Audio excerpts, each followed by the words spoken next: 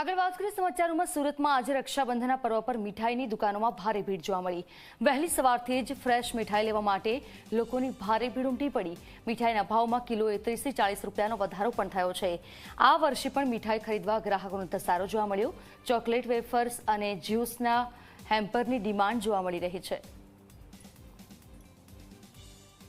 આજે રક્ષાબંધનનો પર્વ છે ત્યારે તમામ જે મીઠાઈની જે દુકાનો છે તેમાં ગ્રાહકોને લાંબી કતારો જોવા મળી રહી છે। આપ સીધા દ્રશ્યો જોઈ શકો છો। જે મીઠાઈની જે દુકાન છે તે દુકાન પર વહેલી સવારથી જ ગ્રાહકોની લાંબી કતાર જોવા મળી રહી છે। આ વખતે વાત કરીએ તો જે મીઠાઈના જે ભાવ છે તેમાં કિલો દીઠ 30 થી 40 રૂપિયાનો વધારો જોવા મળી રહ્યો છે। આ વખતે ખાસ કરીને મીઠાઈમાં પણ અલગ અલગ જે વેરાયટીઓ છે તે વેરાયટીઓ જોવા મળી રહી છે। આપ જોઈ શકો છો જે દુકાનો છે તે દુકાનોમાં ગ્રાહકની લાંબી કતારો જોવા મળી રહી છે। મીઠાઈની દુકાનના જે માલિક છે તે જોડાયા છે। જે આ વખતે કેવી ગ્રાહકી શું કહેશો? ગ્રાહકી ઘણી સારી છે। રક્ષાબંધનનો પર્વ એવો છે કે લોકો બહુ ધામધૂમથી ઉજવે અને સારી રીતે એને સેલિબ્રેટ કરે ને બહેનોનો તહેવાર છે ને બહેનોનો તહેવાર હોય એટલે પછી તો જોવાનો જ નહીં હોય એટલે રક્ષાબંધનનો સારો એવો માહોલ છે। મીઠાઈના ભાવમાં 20, 30, 40 રૂપિયાનો વધારો છે।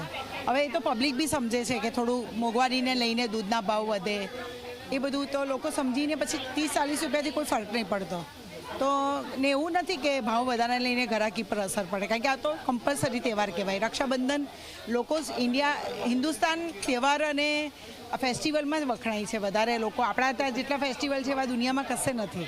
હવે હેમ્પરમાં એવું છે કે લોકોને સ્વીટની સાથે કંઈક નવું આપવું હોય તો અમે ઇમ્પોર્ટેડ ચોકલેટ મૂકીએ છીએ। પછી અમારી કૂકીઝ અમારી પોતાની બેકરીની પ્રોડક્ટ અમે ચાલુ કરી છે એ અમે કૂકી બનાવીએ છીએ બિસ્કિટ્સ। આજે રક્ષાબંધનનો પર્વ છે, કેટલો ઉત્સાહ શું લેવા આવ્યા છો? કાજુ કતરી કેટલો ઉત્સાહ છે આજના દિવસને લઈને? બહુ જ સરસ ઉત્સાહ છે। ફાઇન લાગે છે કે અહીંયા આટલી બધી ભીડ જોઈને લાગે છે કે મારો નંબર ક્યારે લાગશે। આ વખતે અવનવી મીઠાઈઓ પણ જોવા મળી છે તો કેટલું આમ એ છે ચોઈસ કરવામાં? કન્ફ્યુઝ થઈ જાય કે શું લઈએ ને શું રવા દઈએ। હવે કઈ જાતની સ્વીટ લઈએ, કેટલી વેરાયટી ઓફ છે અહીંયા 24 કેરેટ્સમાં ને ટેસ્ટ વાઇઝ બી બહુ સરસ આવે છે।